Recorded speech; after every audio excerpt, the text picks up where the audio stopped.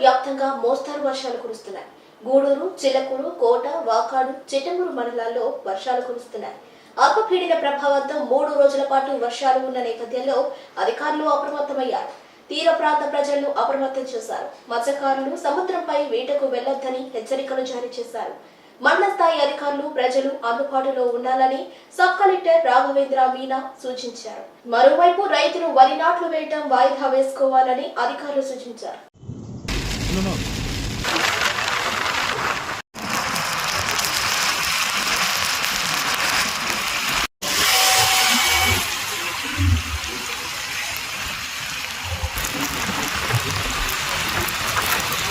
నియోజకవర్గ వ్యాప్తంగా మోస్తరు వర్షాలు కురుస్తున్నాయి.